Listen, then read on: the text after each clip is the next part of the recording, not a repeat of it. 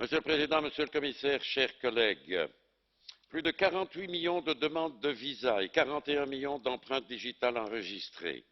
À la vérité, le système d'information sur les visas est déjà dans son état actuel un très bel outil, à la fois nécessaire et performant. Mais grâce aux propositions contenues dans le rapport de notre ami Carlos Coelho, que je veux féliciter pour la qualité de son travail, le système deviendra demain encore plus performant. Nous soutenons l'inclusion dans le VIS des visas de long séjour et des permis de résidence. À l'heure actuelle, les données des ressortissants de pays tiers en long séjour sur le territoire d'un État membre ne sont pas échangées.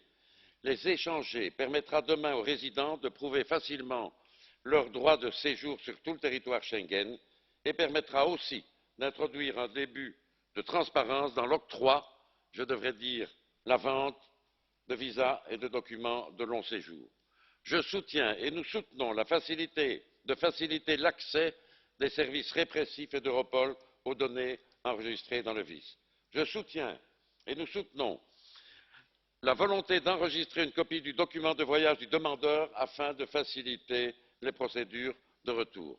Je soutiens, même si les membres de mon groupe ne sont pas unanimes à ce sujet, la volonté d'abaisser de 12 à 6 ans l'âge à partir duquel les empreintes digitales seront enregistrées dans le VIS, ce qui permettra un meilleur contrôle lors du franchissement d'une frontière extérieure, offrira une meilleure protection aux enfants.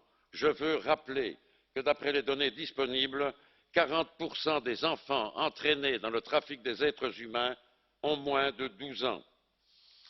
Je souligne enfin qu'en plus de la recherche automatique dans les bases de données, les demandes de visa seront analysées sur base d'indicateurs de risque spécifiques basés sur des statistiques et des informations fournies par les États membres, ce qui permettra d'éliminer les taux de refus anormaux ou le dépassement de la durée de séjour de certaines catégories de ressortissants de pays tiers. Du beau travail, Carlos, que tu as mené à bien et que je pense notre Parlement doit soutenir.